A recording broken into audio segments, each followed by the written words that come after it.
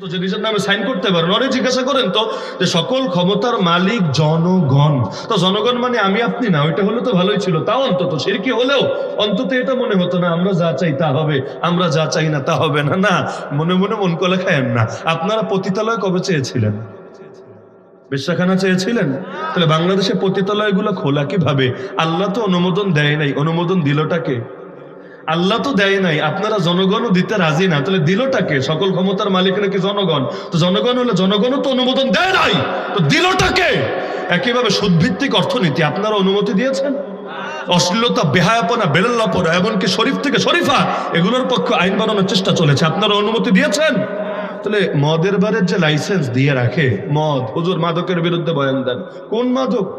ওই জঙ্গলে লুকায় লুকায় যে বাংলা মদ খায় ওইটাও মাদক, আর গুলশান বনানী ধানমন্ডিতে লাইসেন্স নিয়ে গিয়ে রাতের বেলা যা খায় ওইটাও মাদক। এক একটা ক্লাবের মধ্যে যা চলে, ঢাকায় তো রাতের বেলা গাড়ি চালাতেও ভয় লাগে। ওই কিছু কিছু মাতালে এমন ভাবে যায়, আল্লাহ, মানে পুরা 4G স্পিডে ছুটে যায়, মানে আপনার পাশ দিয়ে গেলে আপনার ভেতরে কেঁপে উঠবে, আর মায়েরা দিয়ে গেলেও কিচ্ছু করেন না, মাতাল তো। আরে আপনি কি বলবেন আর কি করবেন? তো এই যে মাতালগুলো মদ খাচ্ছে, এটা মাদক হয় না? এই মাদকে কোনো ক্ষতি থাকে না? নাকি লাইসেন্স ছাড়া খেলে ক্ষতি, লাইসেন্স নিয়ে খেলে আর ক্ষতি থাকে না? মানে খাবা তো খাবা, আমগুড়ি দিয়ে খাও, তাহলে আর ক্ষতি নাই। আর একা একা খাবা, কট্টর দিবা না, তাহলে তো ক্ষতি আর ক্ষতি। আজিবার তামাশা, এই যে সিগারেট আর বিড়িতে নিয়মিত কর বাড়ায়, নিয়মিত কর বাড়ায়, যুক্তি কি এভাবে কর বাড়ালে নাকি পাবলিক খাবে না? কে বলেছে? ওরাও ভালো করে জানে সিগারেট খোর সিগারেট খাবেই, মাফ নেই। বাথরুমে গেলেই ছাড়তে পারে না। রমজান মাসে ইফতারের পরে আর সহ্য হয় না, মসজিদে যাওয়ার আগে 2 টান দিয়া নেয়, আর সেখানে কর বাড়ালেই ছেড়ে দিবে। এমন কি ওই উপরেরটা না পারলে নিচেরটা খাবে। আমরা কাশিমপুর হাই সিকিউরিটিতে দেখতাম যে সেখানে নগদ টাকা চলে না, কিন্তু ঘুষ ছাড়া আবার বাংলাদেশে কাজ হয় না। এখন কি এক ঝামেলা, ঘুষ দিবে কি দিয়ে? তো ঘুষের নাম ছিল 2টা, কম দামি ঘুষের নাম আকিস বিড়ি, বেশি দামি ঘুষের নাম হলো বেনসন সিগারেট। যেমন যদি রুম পাল্টাতে হয়, আপনার রুমে সমস্যা, ফ্যান নাই, লাইট নাই, পানি ওঠে, এই সেই সমস্যা, তাহলে 3টা বেনসন দিতে হবে। প্রতিটার দাম ধরতো 300 করে, মানে 900 টাকা আপনাকে খোয়াতে হবে, কারণ টাকা তো দিতে পারবেন না, বেনসন দিতে হবে। তো এখন বড় কাজ করতে চাইলে বেনসন, ছোট কাজ করতে চাইলে আকিস বিড়ি। তো দেখতাম এই বিড়িখোরা, সিগারেট খোররা, কয়েদি যারা, মানে যাদের সাজা হয়ে গেছে, ওরা এইটা দিয়েই কাজ চলে, এইটা আর কিচ্ছু লাগে না। ওই বিড়ি আছে ব্যস্ত, আর মনে কোনো দুঃখ নাই, মনে কোনো সমস্যা নাই, ধুমায় যাচ্ছে, কাজ করে যাচ্ছে। তো ওরাও জানে যেগুলো তো পাবলিক ছাড়বে না, কিন্তু এগুলো করে নিজেদের ধান্দাগুলোকে বাস্তবায়ন, বৈধতা দেওয়ার জন্য। তাহলে ক্ষমতার মালিক জনগণকে মানে না, আল্লাহরা তো মানেই না। ক্ষমতার মালিক হলো তারা নিজেরা। তারা যেটা হালাল বলবে হালাল, যেটা হারাম বলবে হারাম। আপনি যান আজকে বেশ্যাখানা বন্ধ করতে, যান, সবাই মিলে মিছিল নিয়ে যান, বন্ধ তো করতে পারবেনই না, দেখবেন পুলিশ গুলি করে দিয়েছে, অন্তত টিয়ার সেল মেরেছে, অন্তত জঙ্গি মামলা দিয়ে জেলে পাঠিয়ে দিয়েছে। কোর্টে গিয়ে কোরআন শরীফ, এই যে এখানে কোরআন ছিল, একটা কোরআন শরীফ নিয়ে বিচারকের সামনে দেন, মাননীয় জাজ আমাকে কোরআন দিয়ে বিচার করে দেন, পক্ষে আসলেও রাজি আছি, বিপক্ষে গেলেও রাজি আছি, যদি সাজা আমার উপর আসে সমস্যা নাই, কিন্তু আমাকে কোরআন দিয়ে বিচার করে দেন, ব্রিটিশ আইন দিয়ে না, মানুষের বানানো আইন দিয়ে না। বলে দেখেন, খালি বলবেন আর বের হওয়া লাগবে না, আদালত অবমাননার মামলা খাবেন, আর কপাল ভালো হলে জঙ্গি মামলা নিয়ে কাশিমপুর কারাগারে মাগনা মাগনা রেলভাত খাবেন। তার মানে কি? লা ইলাহা ইল্লাল্লাহ থাকলো কিভাবে? রাসূল আমরি আল ইসলাম যে হাদিস আমি শুরুতে পড়েছি, এখানেও নবী বলেছেন সব কিছুর মূলে হলো আল্লাহর সামনে নিজেকে সঁপে দিতে হবেই হবে। যেখানে সঁপবে না সেখানে সে মুমিন না। তো মনে আছে সরকারের 4 কাজ? 1 নম্বর কাজে হলো কি কায়েম করা, 2 নম্বর দায়িত্ব হলো আতাউ যাকাত, যাকাত আদায় করা, 3 নম্বর দায়িত্ব আমারু বিল মারুফ, সৎ কাজের আদেশ করা, সরকারের দায়িত্ব, ওয়া নাহাউ আনিল মুনকার, অসৎ কাজ থেকে নিষেধ করা, সরকারের দায়িত্ব। এমনকি আল্লাহ বলে দিয়েছেন ওয়াল তাকুম মিনকুম উম্মাহ, তোমাদের মধ্যে আলাদা টিমই যেতে থাকে, আলাদা দলে যেতে থাকে। কি কাজ হবে? 3টা কাজ করবে তারা। ইয়াদউনা ইলাল খাইর, তারা দাওয়াত দিবে, কল্যাণের পথে মানুষকে দাওয়াত দিবে। 2 নম্বর কাজ ওয়া ইয়ামুরুনা বিল মারুফ, সৎ কাজের আদেশ দিবে। ওয়া ইয়ানহাউনা আনিল মুনকার, 3 নম্বর কাজ অসৎ কাজ থেকে নিষেধ করবে। এটার জন্য আলাদা বাহিনী বানাতে বলছেন কে? আল্লাহ। যাদের 1 নম্বর কাজ দাওয়াত দেওয়া, আমি আগেই বলেছিলাম দাওয়াত ভিন্ন আর সৎ কাজের আদেশ ও অসৎ কাজ থেকে নিষেধ ভিন্ন। 1 নম্বর দায়িত্ব দাওয়াত, 2 নম্বর দায়িত্ব সৎ কাজের আদেশ, 3 নম্বর দায়িত্ব অসৎ কাজ থেকে নিষেধ। এগুলো লাগবেই লাগবে। এমনকি বাবাদের দায়িত্ব কি? এখানে যত বাবা আছেন, নবীজি বলে গিয়েছেন সন্তানের বয়স 7 হলে নামাজের আদেশ দিবা, দাওয়াত না, নামাজের দাওয়াত না, নামাজের এলেম শিক্ষা না, এগুলো আরো আগে। নামাজের আদেশ দিবা কয় বছর বয়সে? আর নামাজের জন্য পিটাবা কয় বছর বয়সে? 10 বছর বয়সে। কয়জন পিটাইছেন নামাজের জন্য নিজের বাচ্চাকে? কয়জন পিটিয়েছেন? যদি না পিটিয়ে থাকেন এমনি তো পিটান বহু কিছুর জন্য, নামাজের জন্য জীবনে একটা ঝাড়িও দেন নাই। তাহলে নবীজির হাদিসকে কতটা দাম দিলেন? নবীজি তো শাসন করতে বলেছেন, শাসন সরকার হলেও শাসন করবে এবং অভিভাবক হলেও শাসন করবে নামাজের ব্যাপারে, সব ব্যাপারে ছাড় চললেও এ ব্যাপারে ছাড়ের কোনো সুযোগ নাই। কারণ নবী বলে যে ইচ্ছাকৃত নামাজ ছেড়ে দিল সে কুফরি কাজ করলো, মান তারাকা সালাতা মুতাআম্মিদান ফাকাদ কাফার। এমনকি একটা ঘটনা শোনাই, ওমর রাদিয়াল্লাহু আনহু, নাম শুনেছেন সবাই?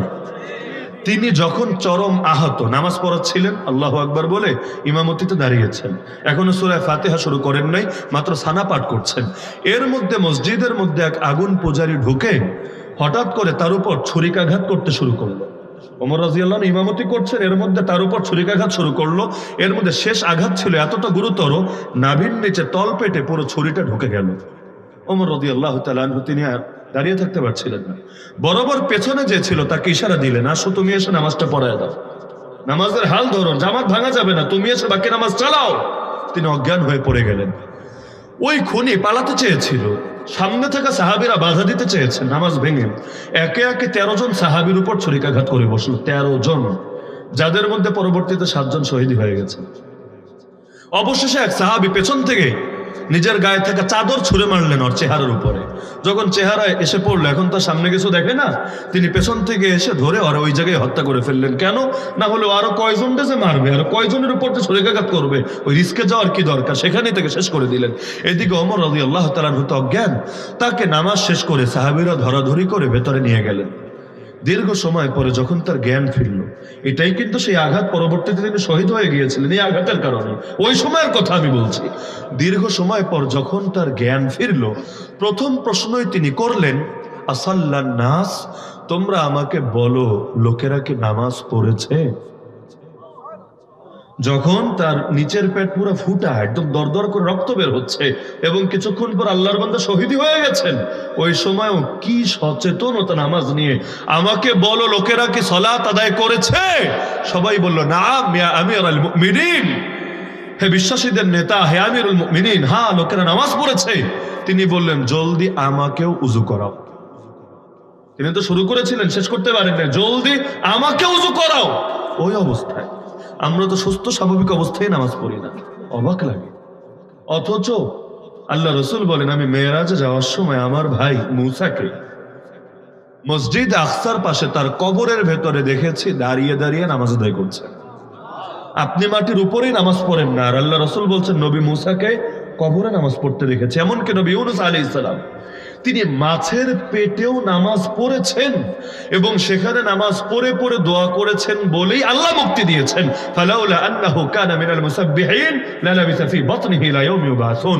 কোরআনে আল্লাহ বলছেন তিনি যদি মাছের পেটের ভেতরে তাসবিহ আদায়কারীদের অন্তর্ভুক্ত না হতেন, অনেক মুফাসসিররা ব্যাখ্যা করেছেন মুসাব্বিহিন ইয়ানি মিনাল মুসাল্লিন, অর্থাৎ তিনি নামাজের ভেতরে নামাজের যে তাসবিহগুলো সুবহান রাব্বিয়াল আযীম, সুবহান রাব্বিয়াল আলা, এই নামাজ যদি তিনি মাছের পেটে আদায় না করতেন, কিয়ামত পর্যন্ত মাছের পেটেই থাকতেন আর জিন্দেগিতে বের হতে পারতেন না। তাহলে মাছের পেটে গিয়েও নামাজ ছাড়ে না, কবরে গিয়েও নামাজ ছাড়ে। এমনকি আপনারা যারা মুমিন আছেন, হাদিসে আছে, যখন মুনকার নাকির প্রশ্ন করতে আসবে, আসবে না, সবার কাছে আসবে, ওই সময় মুমিনের চোখের সামনে হঠাৎ করে তার কাছে মনে হবে, বাস্তবে তো কবর, সে তো দেখতে পাচ্ছে না, তার কাছে মনে হবে এই সূর্য ডুবে যায়, দেখি সূর্য ডুবে যাচ্ছে প্রায়, কি হবে এখন? কাদ মুসিলাত লাহু শামস ওয়া কাদ উদনিয়াত লিল গুরুব, নবীজির শব্দ, যে মনে হচ্ছে সূর্য ডুবে যাবে। সে মুনকার নাকিরে বলবে থামো, আমি জলদি নামাজ পড়ে নেই, তারপর প্রশ্ন উত্তর করো। মুনকার নাকিরকে বলবে কবরের ভেতর, আপনারা বলবেন ইনশাআল্লাহ, আল্লাহ যদি চান, আল্লাহ যদি সেই সুযোগ দান করেন। তো ওমর বললেন উযু করাও, লোকেরা উযু করালো। সেখানে বসে বসে তিনি ওই অবস্থায় 2 রাকাত নামাজ আদায় করলেন। নামাজ শেষে তিনি বললেন লা ইসলাম লিমান তারাকাস সালাহ, যে নামাজ ছেড়ে দেয় তার কোনো ইসলামই নাই। বাক্যটার ওজন খেয়াল করেন, যে নামাজ ছেড়ে দেয় ওর ইসলামই নাই, ও নিজেকে মুসলমান দাবি করার নৈতিক অধিকারই রাখে না। তাহলে সৎ কাজের আদেশ এবং অসৎ কাজের নিষেধ করো দরকার নাকি দরকার না? বিশেষ করে নামাজের ব্যাপারে করা দরকার নাকি দরকার না? যদি বাংলাদেশে ইসলাম থাকতো তাহলে এটা সরকার রাষ্ট্রীয়ভাবেই উদ্যোগ নিয়ে করে দিত, কিন্তু ইসলাম যেহেতু নাই, তা আমাদের এখন বসে বসে গাছ কাটতে হবে, তাই না? নাকি আমাদের যতটুকু শক্তি আছে তা দিয়ে কাজ করতে হবে? আমি তো মনে করি বাংলাদেশের যুবকরাই যদি খালি সচেতন হতো, বাংলাদেশে যতগুলো অঘোষিত পতিতালয় আছে, অঘোষিত পতিতালয় বুঝেন, এক গাজীপুরে কয়েক হাজার আছে। কাশিমপুরে তো গাজীপুরে জেল খেটেছি না, গাজীপুরে প্রচুর লোক তো আমাদের সাথে জেলে সঙ্গী ছিল। তো গাজীপুরে বেশি মাহফিলে আসি বা না আসি, যানজটের কারণে এসব এলাকায় একটু আসার সুযোগ কমই হয়, বা একটা আসতে গেলে 3টার টাইম লেগে যায়। কিন্তু ওই কারাগারে 1 বছর তো ছিলাম, প্রচুর পরিমাণ কারগুজারি শুনেছি গাজীপুরে কি হয় না হয়, কোথায় কি চলে না চলে। তো এখানে যে হারে পতিতাবৃত্তি চলে, আল্লাহর গজব পড়ার জন্য যথেষ্ট। বিশ্বাস হয়? আল্লাহর গজব পড়ার জন্য যথেষ্ট। আল্লাহ অতীতে এক এক কবিরা গুনাহের কারণে এক এক জাতিকে শেষ করে দিয়েছেন। মাপে কম দিত এক জাতি শেষ, সমকামিতা করতে এক জাতি শেষ। আমাদের কি কপাল চিন্তা করেন, কবিরা গুনাহ একটাও বাদ নেই। এক একটার কারণে এক এক জাতি শেষ, আমাদের একটাও বাদ নাই। তবুও যে আজও পর্যন্ত আল্লাহ বাঁচিয়ে রেখেছেন, এটা একমাত্র রবের রহমত আর প্রিয় নবীজের বরকত ছাড়া কিছু না। কারণ রাখে আল্লাহ, মারে কে? মারে আল্লাহ, রাখে কে? ট্রাম্প সাহেব এই যে 2 দিন পরে দায়িত্ব নেবেন, চেয়েছিলেন না, বলেছিলেন না ক্ষমতায় এসে গাজা শহরকে পুড়িয়ে তছনছ করে দিবেন। আল্লাহর কি কুদরত, গাজা পোড়ানো লাগে নাই, তার দেশে পুড়ে কয়লা হয়ে যাচ্ছে, আজও পারছে না আগুন নিভাতে।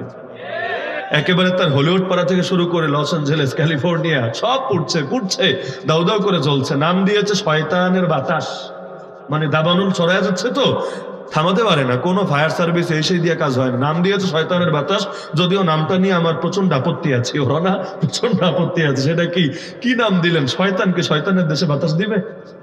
এটা যদি বাংলাদেশে হতো, এই শব্দ বলতেন, তাহলে তো চলতো। আপনার শয়তান বাতাস দিবে, এটা কিভাবে? আল্লাহর গজব তো স্বীকার করতে মনে চায় না। চেয়েছিলেন আরেকজনকে পুড়িয়ে বরবাদ করবেন, আজকে নিজেই পুড়ছেন। উপরন্তু গাজা যুদ্ধ বন্ধ হয়েছে না আলহামদুলিল্লাহ। ইসরায়েল বাধ্য হয়েছে না বন্ধ করতে। পররাষ্ট্রমন্ত্রী পর্যন্ত স্বীকার করেছে হামাসের কাছে আসলে আমরা হেরেছি। স্বীকার করতে বাধ্য, কারণ চালা, হিম্মত থাকলে চালা। আমি তো আজও মনে করি, যদি আমেরিকার পশ্চিমারা ইসরায়েলকে শেল্টার না দেয়, আজকে যদি বলে যে আগামীকাল থেকে ইসরায়েলকে আমরা কোনো সাপোর্ট দিব না, ওদের সাথে কোনো সম্পর্ক নাই, আমি মনে করি আগামী 1 সপ্তাহের মধ্যে মসজিদে আকসা এবং ফিলিস্তিন সংকটের সমাধান হয়ে যাবে। একমাত্র এই ফাজিলগুলোর কারণে সব প্যাচগুলো লেগে থাকে। ইউক্রেনে যুদ্ধ হচ্ছে কেন? ইউক্রেনের সমস্যা কি? কেন যুদ্ধ? সব খেলাটা তো খেলছে পেছন থেকে ওরা, পেছন থেকে ওরা খেলছে। দোস্ত তুই নাম, আমরা আছি তোর সাথে, অস্ত্র দিচ্ছি, যোদ্ধা দিচ্ছি, গোয়েন্দা সার্ভিস দিচ্ছি, ড্রোন দিচ্ছি, যা লাগে সব দিচ্ছি। নামায়া দিয়া পাগলা গুলারে পুরা শেষ করে দিচ্ছে। ওদের কোনো কল্যাণ হচ্ছে না, সব কল্যাণ হচ্ছে ধান্দাবাজদের। তো সারা দুনিয়ার মধ্যে এগুলো চালায়া যাচ্ছে। সুতরাং আমি মনে করি বাংলাদেশের যুব সমাজ যদি অন্তত সৎ কাজের আদেশ এবং অসৎ কাজের নিষেধের গুরুদায়িত্ব, এই ফরজ দায়িত্ব নিজেদের কাঁধে তুলে নেয়, আগামীর বাংলাদেশ আসলেই নতুন বাংলাদেশ হয়ে উঠবে। আর যদি তুলে না দেয়, দিনকে দিন আমরা আল্লাহর গজবের খুব কাছাকাছি চলে যাচ্ছি। কখন যে আল্লাহ আমাদেরকে বরবাদ করেন, আজও যদি বরবাদ করেন, এটা কোন ধরনের বেইনসাফি হবে না, মোটেও বেইনসাফি না, এটা ইনসাফ হবে, এটা ইনসাফ হবে। এরপরও যে আল্লাহ টিকিয়ে রেখেছেন, এই সুযোগটাকে গনিমত মনে করা দরকার। বিশেষ করে এখন তো বাংলাদেশ গড়ার সময় না, বাংলাদেশ গড়ার সময় তো কি দিয়ে গড়বেন? এক শয়তানি ছেড়ে আরেক শয়তানি দিয়ে গড়লে গড়া হবে না, বরঞ্চ সব অন্ধকার দূর করে আলো জ্বালায় দিতে হবেই হবে ইনশাআল্লাহ। আল্লাহ তাআলা আমাদের সবাইকে তৌফিক দান করুন, এই মাদ্রাসাকে কবুল করুন, মাদ্রাসার প্রতিটা শিক্ষার্থীকে আল্লাহ রাব্বুল আলামিন দ্বীনের খাদেম বানায় দিন, আমিন।